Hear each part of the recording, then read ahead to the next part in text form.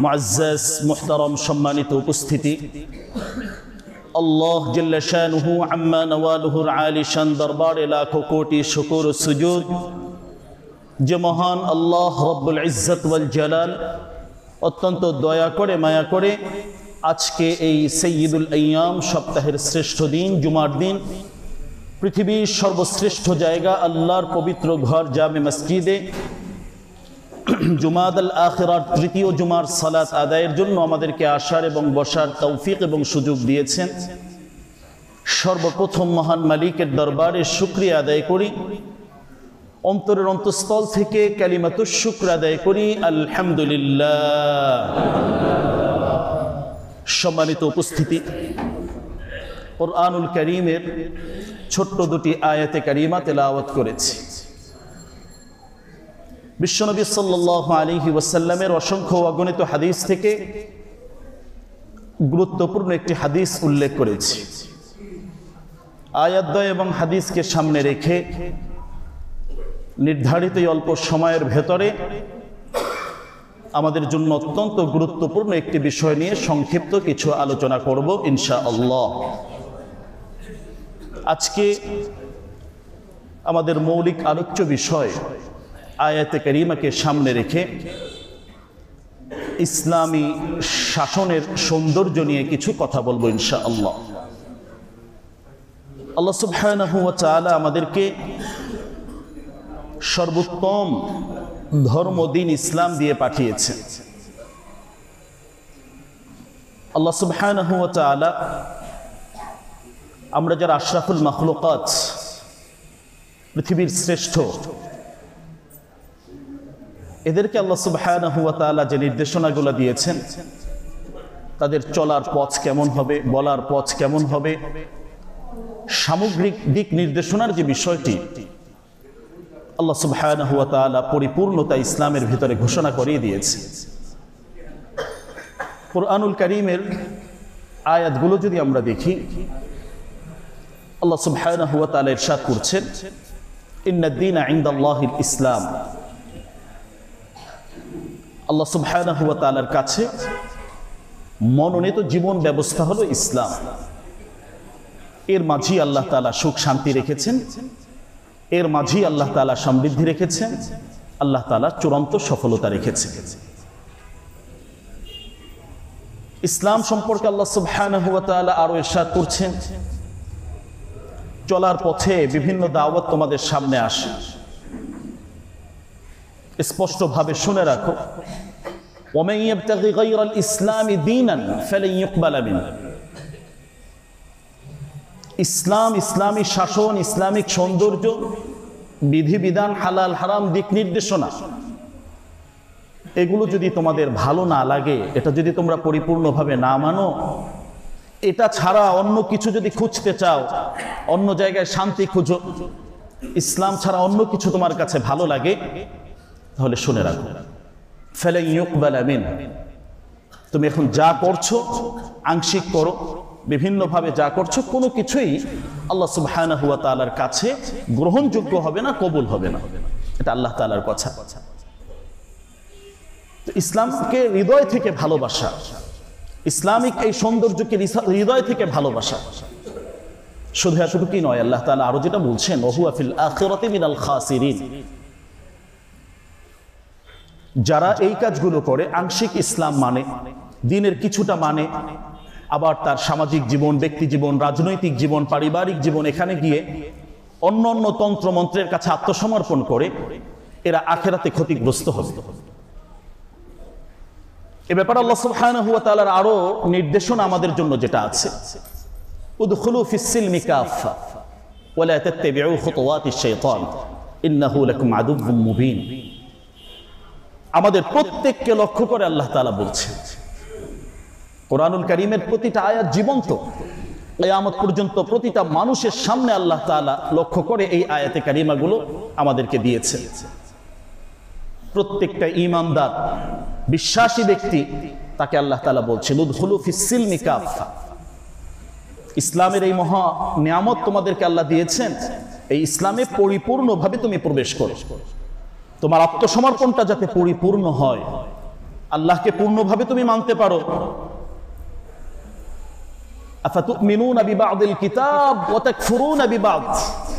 পূর্ববর্তী বিভিন্ন ধর্মের উল্লেখ আল্লাহ তাআলা বিশ্লেষণমূলকভাবে করেছেন। যেটা তোমাদের পছন্দ হয়, ভালো লাগে, সেটা শুধু মানবে, আর যেটা মানতে কষ্ট হয় সেটা ছেড়ে দিবে। এই কাজ তোমরা করতে যেও না। এটা ইহুদিরা করেছে, এটা খ্রিস্টানরা করেছে। তাদের কোনো কিছুই আজকে ধরে রাখতে পারেনি।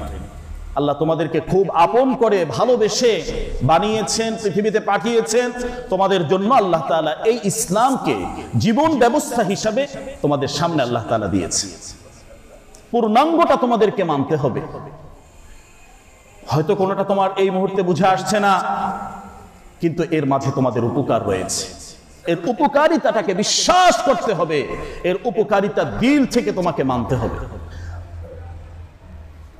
তো গোটা জীবন ব্যবস্থা আল্লাহ তাআলা আমাদের ইসলাম দ্বারা সাজানোর মতো সেই তৌফিক যাতে দান করেন, সেই চেষ্টা আমাদের করতে হবে।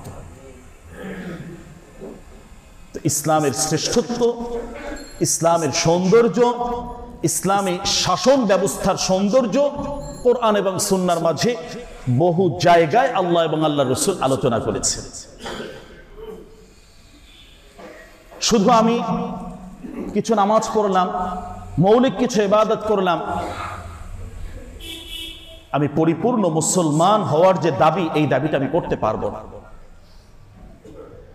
পূর্ণাঙ্গ মুসলমানের যে পরিচয় ইসলাম দিয়েছে, এটা অনেক ব্যাপক।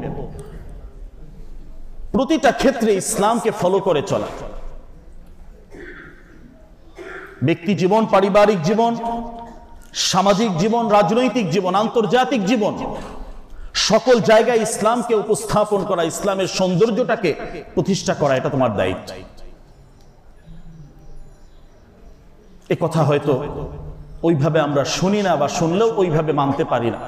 কিন্তু আল্লাহ সুবহানাহু ওয়া তাআলা ইসলামটাকে সামগ্রিকভাবে সর্বক্ষেত্রে যাতে এটা প্রতিষ্ঠা হয়, ইসলামিক এই সৌন্দর্য মানুষ গ্রহণ করতে পারে, এর উপকারিতা লাভ করতে পারে, এজন্যই আল্লাহ তাআলা কিন্তু আমাদেরকে নির্দেশ দিয়েছে। নবী রাসূল পয়গম্বর আলাইহিমুস সালামের জীবনী যে আমরা পড়ি, তাদের দাওয়াতি কার্যক্রমগুলো যে আমরা দেখি, সেখানেও গুরুত্বপূর্ণ একটা অংশ ছিল ইসলামের এই দাওয়াত, ইসলামিক এই সৌন্দর্য, এটাকে ফুটিয়ে তোলা, এটাকে সামগ্রিকভাবে সব জায়গায় উপস্থাপন করা। লিইয়ুযহিরাহু আলাদ দীনি কুল্লিহি। বহু ধর্মের দাওয়াত পৃথিবীতে চলে, কিন্তু তুমি মুসলমান, তোমার ইসলামকে শ্রেষ্ঠত্বের সাথে প্রমাণ করতে হবে, আদর্শের সাথে প্রমাণ করতে হবে যে আমি একজন মুসলিম। আমার থেকে অন্য মানুষ নিরাপদ থাকবে, আমার জবান থেকে নিরাপদ, আমার হাত থেকে নিরাপদ। কোন ধরনের অন্যায়, অবিচার, জুলুম, নির্যাতন এটা আমি করতে পারি না, এটা আমার আল্লাহ আমাকে অনুমতি দেন। তো সামগ্রিকভাবে সামাজিক যে অধপতনগুলো, ইসলাম আমরা গ্রহণ করেছি, নাম মুসলমান, সব ঠিক আছে, কিন্তু বিভিন্ন ধরনের অপরাধ, অপরাধী কর্মকাণ্ড, এগুলো আবার আমাদের মুসলমানদের থেকেই হয়ে যায়। আমার প্রিয় ভাই, আল্লাহ তাআলার যে মানসা, আল্লাহ তাআলার যে ইচ্ছা, যেভাবে আল্লাহ চলতে বলেছেন, যেভাবে নবী রাসূল দিয়ে আমাদেরকে চালিয়েছেন, ওটাই হলো আমাদের সিরাতে মুস্তাকিম, সঠিক পথ। এর বাইরে গিয়ে সঠিক গন্তব্যে আমরা পৌঁছতে পারবো না, আমাদের ব্যর্থ চেষ্টা হবে। সুতরাং আজকের এই আলোচনার প্রথম যে কথা, আল্লাহ তাআলা ইসলামের মতো মহাদৌলত আমাদেরকে দিয়েছেন, কোন ধরনের আবেদন ছাড়া, দরখাস্ত ছাড়া ইসলাম গ্রহণের সৌভাগ্য আল্লাহ তাআলা দিয়েছেন। এটা আল্লাহর পক্ষ থেকে বড় ধরনের অনুগ্রহ আমাদের জন্য। যেহেতু আল্লাহ তাআলা এত বড় নিয়ামত দিয়েছেন, দিল থেকে এই নিয়ামতটার শুকরিয়া আদায় করা, ইসলাম যে শ্রেষ্ঠ, ইসলামের যে মর্যাদা, এটাকে পরিপূর্ণভাবে পালন করার জন্য চেষ্টা করা। যে যে জায়গায় সংকটগুলো আছে, অভাবগুলো আছে, চিহ্নিত করে ওই জায়গা থেকে এই সংকটগুলো দূর করা, ওই জায়গায় প্রয়োজনীয় সংস্কার যেটা আছে, এটা অবশ্যই ওই জায়গায় করতে হবে। আল্লাহ সুবহানাহু ওয়া তাআলা ইসলাম আমাদের জন্য একটি আদর্শ হিসাবে দিয়েছে। আদর্শিক লড়াই এখানে অনেকের সাথে হবে, কিন্তু আমার ইসলাম ছোট হোক, খাটো হোক, এটা কখনোই একজন মুসলিম আমরা চাই না, এটা করতে পারি না। ইসলামের মর্যাদাটাকে সর্বোচ্চ জায়গায় রাখা, এর আদর্শটাকে সর্বোচ্চ জায়গায় প্রতিষ্ঠা করা, এটা প্রতিটা মুসলমানের দায়িত্ব। রাষ্ট্রীয় পর্যায় থেকে, সামাজিক পর্যায় থেকে, যার যে জায়গায় দায়িত্ব আছে ওই জায়গা থেকে ইসলামের সৌন্দর্যের কথাগুলো উপস্থাপন করা, আদর্শটাগুলো ফুটিয়ে তোলা, এটা আমাদের ঈমানি দায়িত্ব। আল্লাহ সুবহানাহু ওয়া তাআলার পক্ষ থেকে এটা আমাদের জন্য সেই দায়িত্ব আল্লাহ তাআলা দিয়েছে। আল্লাহ সুবহানাহু ওয়া তাআলা ইসলামিক সেই শাসন ব্যবস্থার কথাও আমাদেরকে জানিয়ে দিয়েছে। এদেশের মানুষ শান্তিপ্রিয়, ইসলাম প্রিয়, ইসলামকে ভালোবাসে, কল্যাণের সাথে থাকে। সকল ধরনের জুলুম নির্যাতনের বিপরীত অবস্থান এদেশের সাধারণ আপামর জনগণের, এটা বারবার প্রমাণিত হয়েছে। সুতরাং এই শান্তিপ্রিয় মানুষগুলো যাতে শান্তির ধর্ম ইসলামকে সঠিকভাবে পালন করতে পারে, সেই আহ্বান, সেই ব্যবস্থা, সেই কার্যক্রম এটা আমাদেরকে গ্রহণ করতে হবে। স্বাধীনভাবে যাতে সুন্দরভাবে ইসলামিক এই বিষয়গুলো পরিপূর্ণতার সাথে পালন করতে পারে, এজন্য আমাদেরকে সার্বিক সহযোগিতা করতে হবে। কারণ এই ব্যাপারগুলো খুব জটিল, অত্যন্ত কঠিনভাবে আল্লাহ তাআলা বলেছেন। ওয়ামাল্লাম ইয়াহকুম বিমা আনজালাল্লাহ, আল্লাহ তাআলা যেটা নাজিল করেছেন এই অনুযায়ী তোমাদের শাসন ব্যবস্থাটাকে, কার্যক্রমটাকে পরিচালনা করতে হবে। এটা যদি না করতে পারো, এটার স্পিরিট তোমার দিলের ভিতরে যদি না থাকে, অন্তরের ভিতরে যদি না থাকে, আল্লাহর কয়েকটা কথা আমি একটু শুনিয়ে দিচ্ছি। ওয়ামাল্লাম ইয়াহকুম বিমা আনজালাল্লাহ ফাউলাইকা হুমুল কাফিরুন, আল্লাহ স্পষ্ট বলেছে, যারা আল্লাহ তাআলার নাজিলকৃত এই ব্যাপারগুলো দিল থেকে মানতে পারে না, এটা হোক, এটা যারা চায় না, এটা হোক, এটা যারা বিশ্বাস করে না, এরাই হলো কাফের। এটা আল্লাহর কথা। কার কথা? আওয়াজ দিয়ে বলুন, কার কথা? আল্লাহর কথা। ওয়ামাল্লাম ইয়াহকুম বিমা আনজালাল্লাহ ফাউলাইকা হুমুল ফাসিকুন, এটাও আল্লাহ তাআলার কথা। যে দিল থেকে চায় না, এটার জন্য চেষ্টা করে না, এরা হলো ফাসিক। তো আল্লাহ তাআলা বিভিন্ন আয়াতে এভাবে কাফের, ফাসিক, জালেম এরা কারা, এদের পরিচয়গুলো কি? কোরআনী শাসন, আদর্শ রাষ্ট্র ব্যবস্থা, কল্যাণকর রাষ্ট্র ব্যবস্থা, ইসলামকে সব জায়গায় প্রতিষ্ঠা করা, এটা যারা চায় না বা যারা করতে দেয় না, যাদের কার্যক্রম এটা নেই, এদেরকে আল্লাহ তাআলা কিন্তু এই আয়াতে কারিমাগুলোতে এইভাবে উপস্থাপন করেছে। আমাকে তো মরতে হবে, আল্লাহর সামনে যেতে হবে, কিভাবে আমি যাব এই সিদ্ধান্ত আমাকে নিতে হবে। আমার দল আমাকে জান্নাতে নিয়ে যাবে না, আমার নেতা আমাকে জান্নাতে নিয়ে যাবে না। যার যার আমল, এই আমলটাই আল্লাহ তাআলা দেখবেন।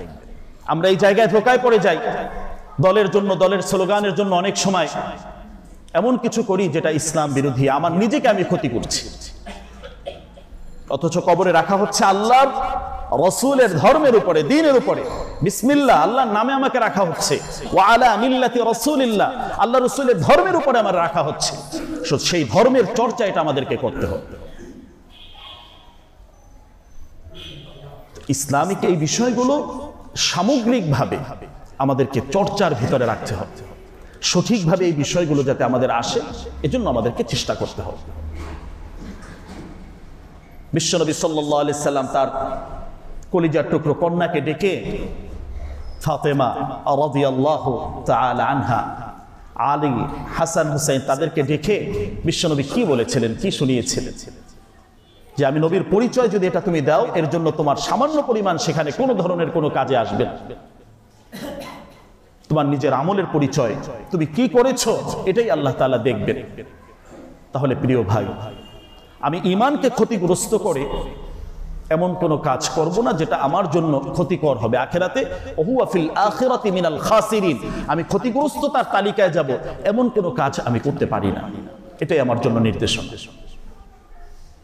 তো আল্লাহ সুবহানাহু ওয়া তাআলা এইভাবে আয়াত দিয়ে দিয়ে আমাদেরকে বুঝাচ্ছেন। তো আমার দলের অন্ধ অনুকরণ, আমার ব্যক্তির অন্ধ অনুকরণে আমি যাতে ইসলাম থেকে বের হয়ে না যাই, আল্লাহ রাসূলের পথ থেকে বের হয়ে না যাই, এটা আমাকে খেয়াল রাখতে হবে। আল্লাহ সুবহানাহু ওয়া তাআলা তিনি আমাদেরকে সৃষ্টি করেছেন। আল্লাহ তাআলা আমাদের থেকে কি চাচ্ছেন এ ব্যাপারে কোরআনুল কারীম যদি আমরা দেখি, ইসলামিক এই বিষয়গুলো, ইসলামিক হালাল হারাম, ইসলামিক শাসন ব্যবস্থার সৌন্দর্য আল্লাহ সুবহানাহু ওয়া তাআলা কিভাবে উপস্থাপন করছে। আমাদের সৃষ্টিকর্তা মহান আল্লাহ সুবহানাহু ওয়া তাআলার পক্ষ থেকে যে ঘোষণা আমাদের জন্য, তিনি আমাদের জন্য নির্ধারণ করে দিয়েছেন যে আমাদের চলার পথটা আসলে কি হবে। আমাদের সামগ্রিক কার্যক্রম, কর্মকাণ্ড, এগুলো আল্লাহ তাআলা সবকিছু সংরক্ষিত অবস্থায় রাখছে। ওয়া আসিররু কাওলাকুম আও ইজহারু বিহি, আমরা যা বলছি, যেটা গোপন রেখেছি, মনের ভেতরে যে পরিকল্পনাগুলো করছি, যে ষড়যন্ত্রগুলো করছি, সবকিছু কে জানেন? আল্লাহ। কে জানেন? আল্লাহ। আসিররু কাওলাকুম আও ইজহারু বিহি, গোপন রাখো, ওপেন করো, প্রকাশ্যে এটা আনো, মনের ভিতরে ষড়যন্ত্র করো, কোন অবস্থায় তুমি আছো, সবকিছু কিন্তু মহান আল্লাহ সুবহানাহু ওয়া তাআলা জানেন। তাহলে যিনি আমাদেরকে সৃষ্টি করেছেন, তিনি আমাদের জন্য এই কল্যাণের পথ দেখিয়েছেন, তিনি আবার আমাদেরকে ওই পথটাই নির্ধারণ করে দিয়েছেন, তোমাদের চলার পথ কিন্তু এটা। ব্যতিক্রমী অন্য কোথাও যদি তুমি হাঁটো, তাহলে এর মাধ্যমে তোমার সফলতা আসবে না। আল্লাহ সুবহানাহু ওয়া তাআলা তিনি আমাদের জন্য একমাত্র, কেবলমাত্র, শুধুমাত্র জীবন ব্যবস্থা হিসাবে আমাদের সামগ্রিক কার্যক্রম পরিচালনার জন্য ইসলামকে নির্ধারণ করে দিয়েছেন, নির্বাচিত করে দিয়েছেন। এটা আল্লাহ তাআলার বড় ইহসান, অনুগ্রহ আমাদের উপরে। কোরআনুল কারীমে আল্লাহ তাআলা বলছেন, আল ইয়াউমা আকমালতু লাকুম দীনাকুম ওয়া আতমামতু আলাইকুম নি'মাতি ওয়া রাদিতু লাকুমুল ইসলাম দীনা। দিনকে আল্লাহ পরিপূর্ণতায় পৌঁছিয়েছে। এই আয়াত কখন নাজিল হয়েছে? গুরুত্বপূর্ণ একটি সময়, বিদায় হজের ভাষণে আরাফার ময়দানে, পবিত্রতম জায়গায় আল্লাহ তাআলা এই আয়াতে কারিমা নাজিল করে গোটা উম্মাহকে জানিয়ে দিলেন। তাহলে ইসলামকে মহান আল্লাহ সুবহানাহু ওয়া তাআলা পরিপূর্ণতার সর্বোচ্চ জায়গায় এটা পৌঁছিয়েছে, এটাকে জীবন ব্যবস্থা হিসেবে আল্লাহ তাআলা নির্ধারণ করে দিয়েছে। আমাকে আস্তে আস্তে ইসলামিক এই বিষয়গুলোতে অভ্যস্ত হয়ে যেতে হবে। আমি জানি না, যারা জানেন তাদের থেকে এই বিষয়গুলো জানতে হবে, শিখতে হবে। এটাও মহান আল্লাহ সুবহানাহু ওয়া তাআলার কুরআনুল কারীমের নির্ধারিত বিধান। ফাসআলু আহলা যিকরি ইন কুনতুম লা তা'লামুন। সব জিনিস যে তুমি জানবে বিষয়টি এমন নয়। যে যে বিষয় অভিজ্ঞতা রাখে, যে যে বিষয়টি জানে, তাদের কাছে ওই বিষয় সম্পর্কে জানতে চাও, তাদের থেকে ওই বিষয়ের সমাধান তোমরা গ্রহণ করো। ফাসআলু আহলা যিকর ইন কুনতুম লা তা'লামুন। তুমি জানো না, নিজেই পণ্ডিতি করতে যাবে না। যারা এই বিষয়ে অভিজ্ঞ আছেন, যারা এই বিষয়ে জানেন, তাদের থেকে জানো, তাদের থেকে বুঝো, এটা তোমার দায়িত্ব। তো আল্লাহ সুবহানাহু ওয়া তাআলা পরিপূর্ণতায় সর্বোচ্চ জায়গায় এটাকে পৌঁছিয়ে দিয়েছে। ইসলামিক এই শাসন ব্যবস্থা, এর সৌন্দর্যের যে বিষয়গুলো আল্লাহ তাআলা নির্ধারণ করে দিয়েছে, এটা হলে কি হবে, লাভটা কি আমাদের? একটি তাকওয়া ভিত্তিক সমাজ গঠন হবে, সমাজে সার্বিক নিরাপত্তা আল্লাহ সুবহানাহু ওয়া তাআলা তখন দিবেন। ইসলামটা শুধু ব্যক্তি চর্চার জন্য আল্লাহ তাআলা দেননি, ইসলামিক একটি রাষ্ট্র গঠনের জন্য, সামগ্রিকভাবে সমাজ পরিচালনার জন্য, নেতৃত্বের সর্বোচ্চ জায়গায় ইসলামকে আল্লাহ তাআলা প্রতিষ্ঠিত করেছে। বিশ্বনবীর মাদানী জিন্দেগি যদি আমরা দেখি, সিরাতের এই অংশটা বিশাল পাঠ, কিভাবে আদর্শ কল্যাণ রাষ্ট্র বিশ্বনবী সাল্লাল্লাহু আলাইহি সাল্লাম গঠন করেছেন। প্রতিটা মানুষ যার যার ন্যায্য অধিকার পেয়েছে, সঠিকভাবে কিভাবে সফলতার সাথে নেতৃত্ব বিশ্বনবী সাল্লাল্লাহু আলাইহি সাল্লাম দিয়েছিলেন, এটা আমাদের জন্য গুরুত্বপূর্ণ শিক্ষণীয় একটি পাঠ। আজকে বহু ধরনের সমস্যায় জর্জরিত অবস্থায় আমরা আছি। এই সমস্যা থেকে বের হওয়ার জন্য আমাদের মূল যে স্পিড, আল্লাহ সুবহানাহু ওয়া তাআলা কুরআনুল কারীমের একাধিক আয়াতে যে বিষয়ের ফয়সালা চূড়ান্তভাবে দিয়ে রেখেছেন, এটা হলো তোমরা আল্লাহকে ভয় করো। তাকওয়ার কথা আল্লাহ তাআলা বলেছে। আল্লাহর ভয় যদি করো, সঠিকভাবে আল্লাহ তাআলাকে চিনো, আল্লাহ তাআলাকে জানো, তাহলে এর অনেক সমাধান তোমরা নিজেরাই করতে পারবে। এটা হয়ে যাবে, আসমানি ফয়সালায় সমাধান হয়ে যাবে। এর সমাধান তোমাদের এখান থেকে করতে হবে।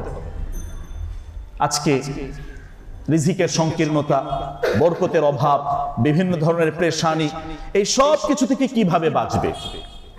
তুমি তোমার হৃদয়ের ভেতরে আল্লাহ তাআলার ভয়টাকে নিয়ে আসো, আল্লাহ তাআলাকে মানো, আল্লাহর বিধানটাকে পালন করো। তাকওয়া ভিত্তিক সমাজ ব্যবস্থা, এটা অনেক উপকারী একটি বিষয়। সামগ্রিকভাবে সমস্ত মানুষ এর মাধ্যমে লাভবান হয়। সে আস্তিক হোক, নাস্তিক হোক, মুসলিম হোক অমুসলিম হোক, যে কোনো ধর্মাবলম্বী হোক, প্রত্যেকটা মানুষ যার যার ন্যায্য অধিকার সে পাবে ইসলাম যদি প্রতিষ্ঠিত হয়। ভয়ের কোনো কারণ নেই, প্রত্যেকটা মানুষ স্বাধীনভাবে সুন্দরভাবে চলতে পারবে। তাহলে এর সৌন্দর্যের গুরুত্বপূর্ণ একটি শাখা হলো যে তাকওয়া ভিত্তিক একটি সমাজ ব্যবস্থা। মানুষগুলো আল্লাহ তাআলাকে ভয় করবে, আল্লাহর ভয় নিয়ে চলবে, সার্বিক নিরাপত্তার ফায়সালা তার জন্য আল্লাহ তাআলা করবে। তাকওয়ার অনেক ঘটনা আমাদের সামনে আছে, বিভিন্ন সময় আমরা শুনি। ওমর রাদিয়াল্লাহু আনহুর খলিফাকালীন চলাকালীন খেলাফতের ওই অবস্থার ঘটনাও আমরা জানি। এক মা তার মেয়েকে যে দুধে পানি দেওয়ার কথা বলেছিলেন, পুরো সমাজটা কিভাবে পরিবর্তন হয়েছে। ওই গভীর রজনীতে মেয়ে তার মাকে বলছে, খলিফাতুল মুসলিমিনের পক্ষ থেকে তো এটা নিষেধ, এই অন্যায় কাজ তো আমি করতে পারবো না, দুধ যতটুকু আছে ততটুকুই আমাকে বিক্রি করতে হবে। মা বলেছিলেন যে এখন ওমর কোত্থেকে আসবে, ওমর কিভাবে এই খবর পাবে? ওমর তো নিজের পক্ষ থেকে এই কথা বলেননি। ওমর যদি নাও আসে, ওমরের যে আল্লাহর পক্ষ থেকে নির্দেশনা দিয়েছেন ওই আল্লাহ তো আমাকে দেখছেন। সুবহানাল্লাহ, তাকওয়ার জায়গা থেকে কত গুরুত্বপূর্ণ কথা। একজন শাসক, রাষ্ট্রপ্রধান, তিনি কিভাবে তার রাষ্ট্র পরিচালনা করবেন, তার আদর্শটা কি হবে, এগুলো আমাদের শিখতে হবে, জানতে হবে। ওমর রাদিয়াল্লাহু আনহুর খেলাফত ব্যবস্থাটাকে আমাদের একটু পড়তে হবে। নাগরিকদের জন্য কি কি অধিকার তিনি সুনিশ্চিত করেছেন, রাতের আধারে কে অভাবী, কার কি সমস্যা, গভীর রজনীতে নিজে গিয়ে এগুলো তদন্ত করে করে ওই বিষয়গুলোর সমাধান করতে। তিনি যেতেন, তার আহলিয়া স্ত্রীকেও নিয়ে যেতেন যে মহিলাদের মাঝে কি কি সমস্যা আছে এগুলো তুমি তদন্ত করো, এগুলো খোঁজো। ইসলামিক খেলাফা, ইসলামী রাষ্ট্র ব্যবস্থা, আল্লাহ তাআলার বিধান মতো যখন দিন চলবে, আল্লাহ তাআলার বিধান মতো যখন একটা পরিবার চলবে, রাষ্ট্র চলবে, সমাজ চলবে, আল্লাহ তাআলার পক্ষ থেকে সফলতার ফয়সালা সেখানে আসবে ইনশাআল্লাহ, আসবে ইনশাআল্লাহ। ওমর রাদিয়াল্লাহু আনহুর এই ঘটনা পুরো বিশ্বকে লাড়া দিয়েছে যে আসলে কিভাবে এটা সম্ভব। তাহলে তাকওয়া ভিত্তিক একটা সমাজ ব্যবস্থা এটা আল্লাহ তাআলা কিভাবে দিবেন। আমরা যত বড় বড় ইবাদতগুলো করি, সমস্ত ইবাদতের শেষ অংশে গিয়ে আল্লাহ তাআলা এই কথাই বলেছেন। আমরা রোজা রাখি, আল্লাহ তাআলা বলছেন এত ফাজাইল, এত ফায়দা রোজার, এটার দ্বারা কি হবে? মৌলিক যে কথাটি আল্লাহ তাআলা বলছেন, লাআল্লাকুম তাত্তাকুন, এর মাধ্যমে তোমরা তাকওয়া অবলম্বন করতে পারবে, এর মাধ্যমে তোমরা আল্লাহ তাআলাকে ভয় করতে পারবে। তাহলে এই শাসন ব্যবস্থার সৌন্দর্যের মৌলিক একটা অংশ হলো মানুষ আল্লাহ ওয়ালা হয়ে যাবে, আল্লাহর ভয় মানুষের ভেতরে আসবে। তখন দুর্নীতি, অনাচার, অবিচার, জুলুম, নির্যাতন যা আমরা আজকে আমাদের সমাজে দেখছি, এগুলো সব শূন্যের কোঠায় চলে যাবে, কোনো কিছুই আর থাকবে না। মানুষ আল্লাহর ভয়ে তখন সব কাজ করবে। এজন্য আল্লাহ সুবহানাহু ওয়া তাআলা সেই ব্যবস্থাপনা আমাদেরকে দিয়েছে। আল্লাহ সুবহানাহু ওয়া তাআলা এর মাধ্যমে সকল ধরনের অন্যায়, অবিচার যেগুলো আছে সবগুলোর কবর রচনা আল্লাহ তাআলা করেছে। এই ইসলামিক শাসন ব্যবস্থার সৌন্দর্যগুলো যদি আমরা ফুটিয়ে তুলতে পারি, এগুলো যদি মানুষের সামনে আমরা প্রকাশ করতে পারি, প্রত্যেকটা মানুষ যার যার জায়গা থেকে দায়িত্বশীল, এই দায়িত্বশীলতার পরিচয় তখন তিনি দিতে পারবেন। যে যে জায়গায় আছে ওই অবস্থান থেকে, ওই জায়গা থেকে তিনি তার দায়িত্ব পালন করবেন। সতর্ক অবস্থায় থাকা, অপচয় মুক্ত থাকা এবং সবার জন্য ন্যায্য অধিকার যেটা আছে এটাকে প্রতিষ্ঠা করা, এটাই ইসলামের দিক নির্দেশনা।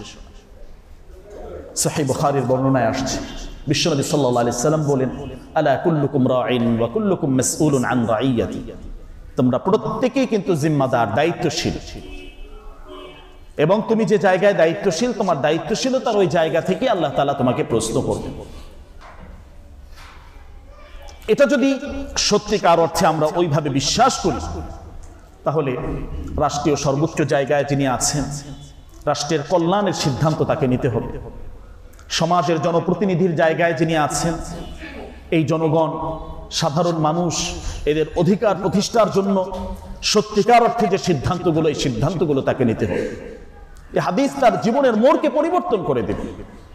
ওমর রাদিয়াল্লাহু আনহু তিনি তো স্পষ্ট বলতেন যে কোনো একটা প্রাণী যদি ওই ফুরাতের তীরেও না খেয়ে মারা যায়, তাহলে এর জন্য লাখিফতু আন আসআলা আনহা, আমি আশঙ্কা করছি এর জন্য আল্লাহ তাআলা আমাকে জিজ্ঞাসা করবেন, আমাকে এর জন্য প্রশ্নের কাঠগড়ায় দাঁড়াতে হবে যে তুমি শাসক ছিলে, এদের দায়িত্বে তুমি ছিলে, কিন্তু ওই মানুষটা, ওই প্রাণীটা ওখানে কেন এইভাবে মারা গেল? তোমার কি অবদান সেখানে ছিল? কি কাজ তুমি সেখানে করেছিলে? তো দায়িত্বশীল জায়গা থেকে প্রত্যেকটা মানুষ তখন সতর্ক থাকবে। তার হিসাব নিকাশ, তার সামাজিক জীবন, কার্যক্রম, পরিচালনা সবকিছু দায়িত্বের জায়গা থেকে একটা প্রশ্নের জায়গায় কিন্তু থাকবে। তো ইসলামিক শাসন ব্যবস্থা এমনটা না আমি একটা অফিসের প্রধান, একটা গুরুত্বপূর্ণ দায়িত্বে আমি আমার ইচ্ছা মতো সব বন্টন করে দিলাম, আমার দলীয় লোককে সব দিয়ে দিলাম, রাষ্ট্রীয় সম্পদ নিজের মতো করে সব ভোগ করলাম। এই জায়গায় হলো সমস্যা। নিজে খেলাম, বাকি অনেক কিছু নিয়ে বিদেশ পাচার করে দিলাম, যা ঘটছে আমাদের সামনে। এই জায়গায় মানুষ সতর্ক হয়ে যাবে, আইনের কাঠগড়ায় তখন সবাই চলে আসবে। তো ইসলামিক বিধানগুলো আল্লাহ তাআলা ওইভাবে দিয়েছেন, ব্যাপকভাবে দিয়েছেন। প্রত্যেকটা মানুষ যার যার জায়গায় দায়িত্বশীল এবং দায়িত্বশীলতার পরিচয় তাকে দিতে হবে। যিনি সর্বোচ্চ জায়গায় আছেন, পুরা দেশের সম্পর্কে তাকে কিন্তু জিজ্ঞাসা করা হবে। তো আল্লাহ সুবহানাহু ওয়া তাআলা এই যে গুরুত্বপূর্ণ বিধানটি দিয়েছেন, এখানে যদি আমরা সঠিকভাবে এটা একটু চিন্তা করি যে পদ পেলাম বা শুধু ধরে রাখলাম, বিষয়টি এমন না। প্রত্যেকটা জায়গা থেকে তার কার্যক্রমগুলো মানুষের কল্যাণে আল্লাহ তাআলার বিধান মোতাবেক এটা পরিচালনা করতে হবে। যদি এই বিষয়ে আমরা আরো দেখি, ওমর ইবনে আব্দুল আজিজ রাহমাতুল্লাহি আলাইহি, ওমরে সানি যাকে বলা হয়, তিনি তার দায়িত্বের জায়গা থেকে কত সতর্ক ছিলেন। বিভিন্ন ইতিহাসের ঘটনায় যেগুলো আসে, রাষ্ট্রীয় কাজ করতেন, রাষ্ট্রীয় কাজের জন্য তিনি যখন রাষ্ট্রীয় কাজ করতেন, রাষ্ট্রের থেকে বরাদ্দ জিনিসগুলো তখনই শুধু ব্যবহার করতেন, এর বাইরে তিনি ব্যক্তিগত প্রয়োজনে এগুলো ব্যবহার করতেন। এগুলো হলো উদাহরণ। এখান থেকে আমাদের জীবন ব্যবস্থাটা আমরা মিলিয়ে নেই, আমরা আমাদেরটা কিভাবে স্বেচ্ছাচারিতার সাথে এগুলো ব্যবহার করছি। এমনকি এত স্পষ্ট ঘটনা আসছে যে বাতি জ্বালাতেন, বাতির জন্য যে তেলটার প্রয়োজন ছিল, রাষ্ট্রীয় কার্যক্রমের জন্য যতক্ষণ তিনি লেখালেখি করতেন, পড়ালেখা করতেন, ততক্ষণ সেটা জ্বালাতেন। এরপর ব্যক্তিগত পারিবারিক কাজ ওটা বন্ধ করে দিতেন। এর জন্য নির্ধারিত লোক রাখা ছিল, তাকে মনে করিয়ে দেয়া, সতর্ক করিয়ে দেয়া। ঘরের কাজের জন্য তিনি তার ব্যক্তিগত যে জিনিস এটাকে তিনি ব্যবহার করতেন। আর আমাদের রাষ্ট্রীয় সম্পদগুলো কিভাবে ব্যবহার হয়েছে ইতিপূর্বে,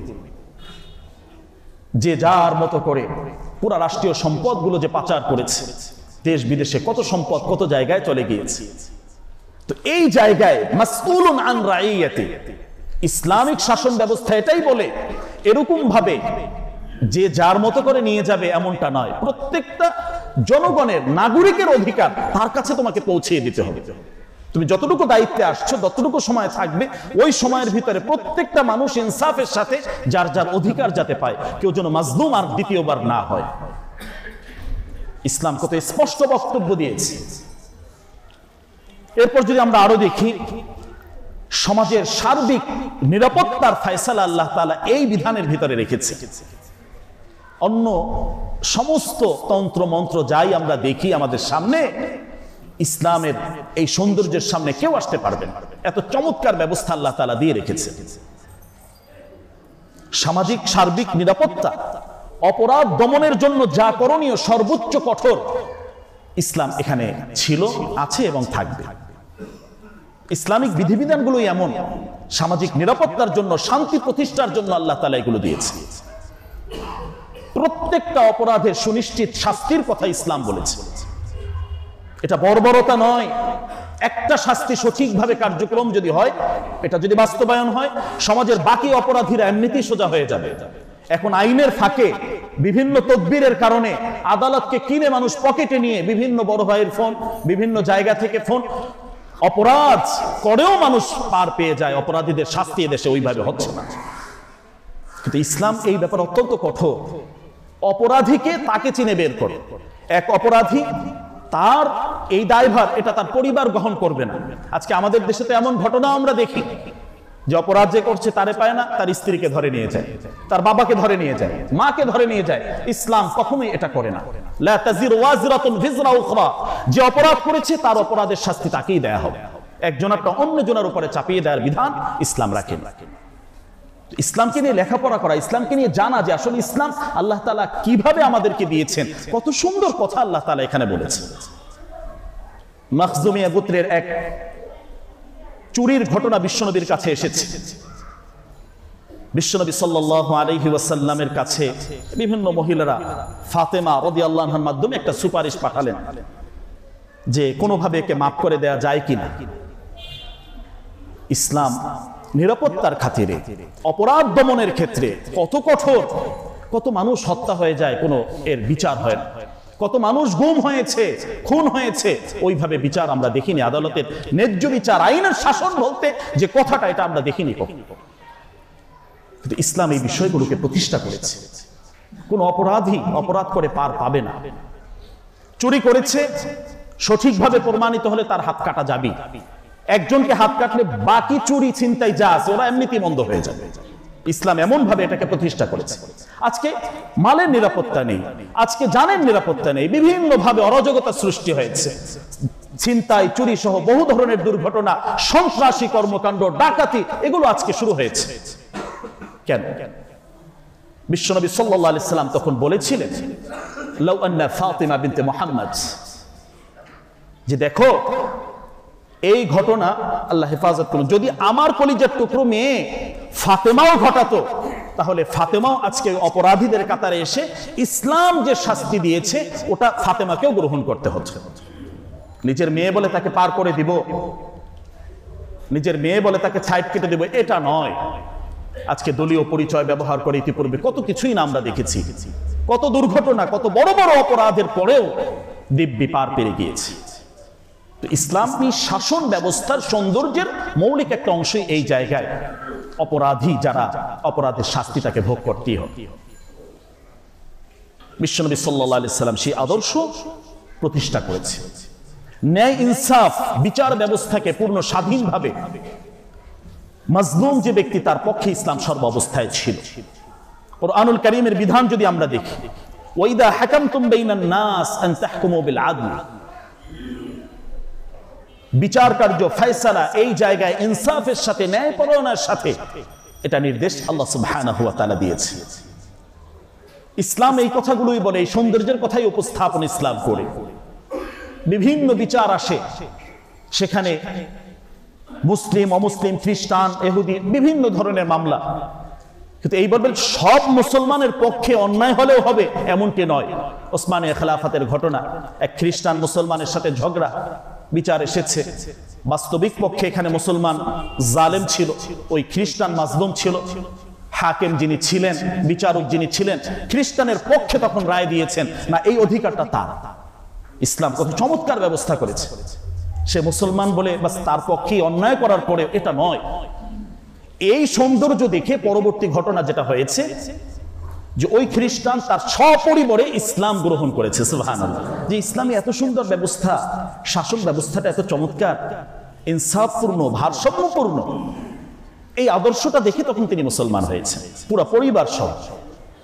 তাহলে আল্লাহ সুবহানাহু ওয়া তাআলা তো এই দাওয়াত আমাদেরকে দিয়েছে, এইভাবে চলার জন্য আমাদেরকে নির্দেশনা দিয়েছে। আমাদের ইসলাম কোরআনের ভিতরে আছে, আমাদের ইসলাম হাদিসের ভিতরে আছে, ইতিহাসের ভিতরে আছে। বাস্তবিক যখন মুসলমান আমরা খুঁজি, অনেক সময় অনেকের মাঝে অনেক গুণাবলী অনুপস্থিত অবস্থায় থাকে।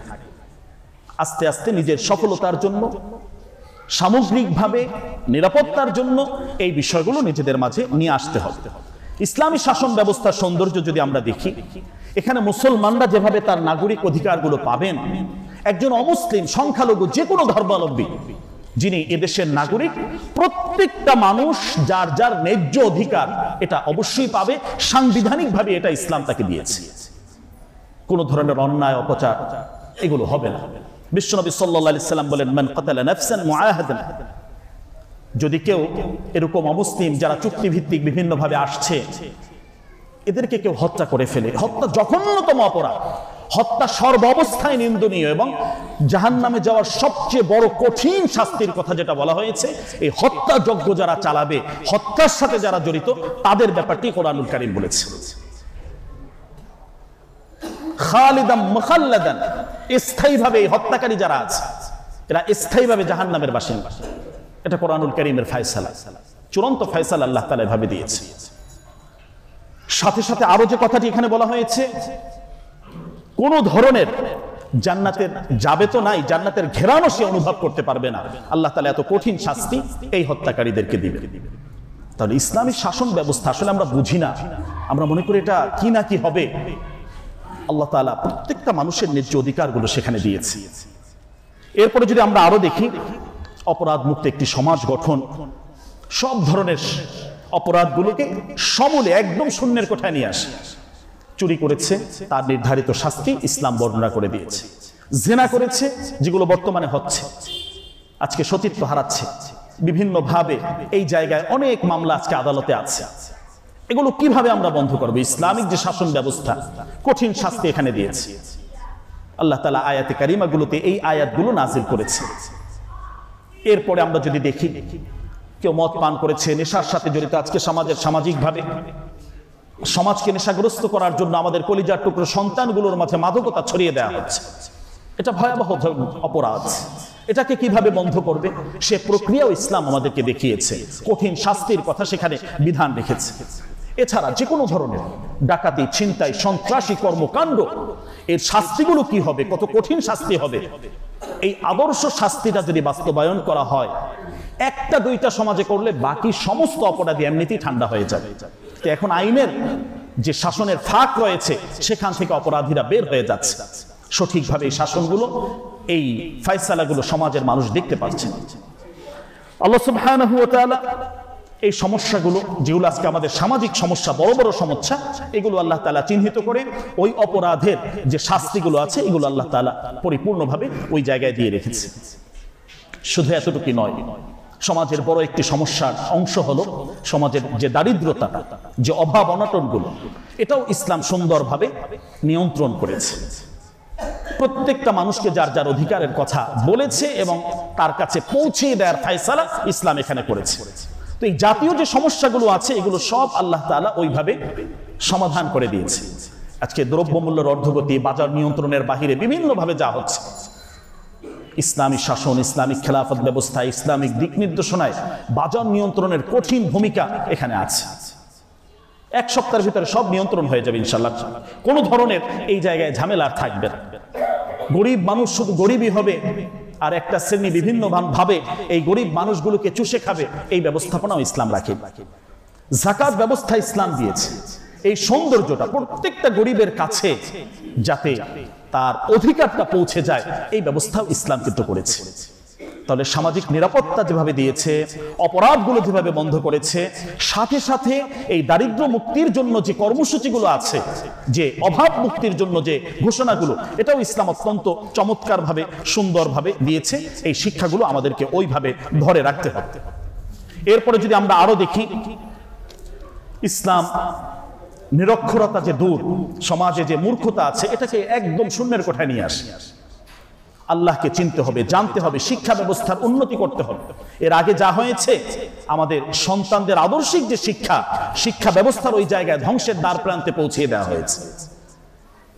বিভিন্নভাবে শিক্ষা ব্যবস্থার যে অবনতি হয়েছে, অথচ ইসলামের প্রথম বক্তব্যই, কোরআনুল কারীমের প্রথম আয়াতই ইকরা বিসমি রাব্বিকাল্লাযী খালাক, তুমি পড়ো, জানো। আল্লাহ তাআলার যে শিক্ষা ব্যবস্থাটা আছে, এই সিলেবাস আল্লাহ তাআলা যেটা দিয়েছেন, এটাকে জানার জন্য, পড়ার জন্য আল্লাহ তাআলা ওইভাবে কিন্তু আমাদেরকে নির্দেশনা দিয়েছেন। তাহলে শিক্ষার ক্ষেত্রে এই জায়গায় সুন্দর নিরক্ষরতা দূর করে এক্ষেত্রে পরিপূর্ণ বাজেট বিনিয়োগ, কিভাবে এই মানুষগুলো শিক্ষিত হতে পারে, উন্নত জাতি হতে পারে, এজন্য ইসলাম সেই ব্যবস্থাপনা রেখেছে। এরপর যদি আমরা আরো দেখি, স্বাস্থ্য সেবার ক্ষেত্রেও সেই সুনিশ্চিত প্রত্যেকটা নাগরিক যার যার অধিকার পাবে। টাকা আছে, বিদেশ চলে গেলাম, গরিব মানুষ হাসপাতালের বিছানাও পাবে না, বাহিরে বারান্দায় শুয়ে থাকবে, এই বৈষম্য ইসলাম কিন্তু কখনোই রাখে না। দেশের ভিতরে সর্বাধুনিক প্রযুক্তি ব্যবহার করে সুন্দরভাবে এটা কিভাবে হতে পারে, এই ব্যবস্থাপনা ইসলাম কিন্তু রেখেছে। ইসলামী শাসন ব্যবস্থা সৌন্দর্যগুলো এটা আমাদের ফুটিয়ে তুলতে হবে। শুধু এতটুকুই নয়, আমরা যদি খাদ্যের ক্ষেত্রে দেখি, আমরা যদি লেখাপড়ার ক্ষেত্রে দেখি, সর্ব অবস্থায় খাদ্যের স্বয়ংসম্পূর্ণতা, কৃষকের ন্যায্য অধিকার। শুধু বাহির থেকে নিয়ে আসলাম, আমাদের কৃষকদেরকে ঠকালাম, এই কৃষকদের চাহিদা কি, তারা যাতে ন্যায্য মূল্যগুলো পায়, এজন্য ইসলাম কঠিন পদক্ষেপ কিন্তু রেখেছে। তাহলে আমার প্রিয় ভাই, স্বাস্থ্যসেবা সহ অন্যান্য চিকিৎসা, শিক্ষা যা আছে, অপরাধ দমনের জন্য যা করা যায়, এই সব কিছু কিন্তু আমাদেরকে ওইভাবে করতে হবে। ইসলাম সৌন্দর্যের সাথে আল্লাহ তাআলা পেশ করেছেন। ইসলামের নাম ভাঙিয়ে, ইসলামকে অপমান করে কোনো ধরনের কোনো কার্যক্রম কেউ যেন পরিচালনা করতে না পারে, এগুলোকে সর্বাবস্থায় এটাকে ঘৃণা করা হয়েছে, এটাকে নিন্দা করা হয়েছে। এবং ইসলামিক এই সৌন্দর্যগুলো ফুটিয়ে তোলার জন্য আল্লাহ এবং আল্লাহ রসুলের পক্ষ থেকে নির্দেশ চলে এসেছে। তাহলে আমরা যারা মুসলিম আছি, ইসলামিক সেই আদর্শটাকে লালন করতে হবে, এটাকে ধারণ করতে হবে। কোনো ধরনের খুন খারাপি এটার সাথে ইসলামের আদৌ কোনো সম্পর্ক নাই। গত কয়েকদিন আগে টঙ্গীর ময়দানে যেটা হয়েছে, অত্যন্ত তীব্র নিন্দা আমি জানাচ্ছি। এটা কোনোদিন নবীওয়ালা কাজ হতে পারে না। যেরকম মানুষকে হত্যা করা, নির্বিচারে বিভিন্নভাবেই করা, তো এই জাতীয় বিভিন্ন ইসলামিক লেভেল লাগিয়ে অনেক সময় অনেক কিছু হচ্ছে। খুব সাবধানতার সাথে, সতর্কতার সাথে দিনের কাজগুলো আমাদেরকে করতে হবে, ঠান্ডা মাথায় করতে হবে। এই জাতীয় যে সমস্ত কাজগুলো হচ্ছে, এটা বিভিন্ন একটা স্বার্থন্যাসী মহল আমাদের দেশের পরিবেশকে অস্থিতিশীল করার জন্য এই সমস্ত কার্যক্রমগুলো পরিচালনা করছে। আমাদেরকে আমাদের দেশের স্বার্থে ঐক্যবদ্ধভাবে ইসলামকে সর্বোচ্চ জায়গায় পৌঁছিয়ে দেয়, এটা আমাদের জন্য অতীব জরুরি, খুবই গুরুত্বপূর্ণ নির্দেশ আল্লাহ এবং আল্লাহ রসুলের পক্ষ থেকে। এই জাতীয় যত ধরনের হত্যা, কোনো হত্যা ইসলাম সাপোর্ট করে না। মানুষকে নির্বিচারে এভাবে রাতে রাতারে হত্যা করার মতো জঘন্য অপরাধ, এটা আইনের, বাংলাদেশে আইন আছে, সবকিছু আছে, এর মাঝেই আমাদেরকে ওইভাবে আসতে হবে। এরপরে এই যে ইসলামিক বিষয়গুলো আছে, যে সামগ্রিকভাবে অপরাধ দমনের যে নিয়ম নীতিগুলো আছে, এগুলো সুন্দরভাবে আস্তে আস্তে বাস্তবায়ন করলে ইনশাআল্লাহ সামাজিকভাবে নিরাপত্তা, আন্তর্জাতিকভাবে নিরাপত্তা, আমাদের দেশকে সংরক্ষণ করা, দেশের মাটিকে, দেশের স্বাধীনতা, সার্বভৌমত্বকে সংরক্ষণ করা, এটা আমাদের জন্য খুব জরুরি একটি বিষয়। তো আল্লাহ তাআলা এই সংক্ষিপ্ত কথাগুলোর উপর, ইসলামিক শাসনের সৌন্দর্যের উপরে যে কথাগুলো বলা হয়েছে, এগুলোর উপর আল্লাহ তাআলা আমল করার তৌফিক আমাদেরকে দান করুন। আমাদের গত সপ্তাহে একটা এলান ছিল যে শীতবস্ত্র বিতরণ, আলহামদুলিল্লাহ আমাদের পঞ্চগড়, দিনাজপুর, ঠাকুরগাঁও সেখানে বিতরণ হয়েছে। আলহামদুলিল্লাহ চলমান প্রক্রিয়া, কার্যক্রম এটা চলমান আছে, সামনেও যাওয়া হবে। যাদের সুযোগ হয় ইনশাআল্লাহ আমরা অংশগ্রহণ করার জন্য আমরা চেষ্টা করবো ইনশাআল্লাহ। তো আজকের এই আলোচনার সামগ্রিকভাবে মূল যে কথাগুলো বলা হয়েছে, ইসলামিক সৌন্দর্য নিয়ে কথা বলা হয়েছে। ইসলামই একমাত্র শ্রেষ্ঠ জীবন বিধান, আল্লাহ সুবহানাহু ওয়া তাআলার পক্ষ থেকে এটা নির্ধারণ করে দেওয়া হয়েছে। ইসলামই একমাত্র পরিপূর্ণ জীবন ব্যবস্থা, তাকওয়া ভিত্তিক সমাজ গঠন, এর যে উপকারিতাগুলো আছে, সবাই যার যার অবস্থানে দায়িত্বশীল অবস্থায় আমরা থাকবো। সমাজের নিরাপত্তা নিশ্চিত করা, অপরাধীর শাস্তি এটা নিশ্চিত করা, অপরাধী যে হবে তার শাস্তিগুলো নিশ্চিত করা, শিক্ষা, অন্য সমস্ত বিষয় ইসলাম যে দিক নির্দেশনাগুলো দিয়েছে, এগুলো আমরা ফলো করে আমরা একটা সুন্দর রাষ্ট্র যাতে গঠন করতে পারি, সবাই যার যার অবস্থান থেকে অবদান রাখার জন্য আমরা চেষ্টা করব। আল্লাহ তাআলা আমাদেরকে তৌফিক দান করুন। ইসলামকে সর্বোচ্চ জায়গায় যাতে পৌঁছিয়ে দেওয়া যায়, সেই চেষ্টা প্রচেষ্টা আন্তরিকভাবে আমাদের থাকবে। আল্লাহ তাআলা আমাদেরকে তৌফিক দান করুন।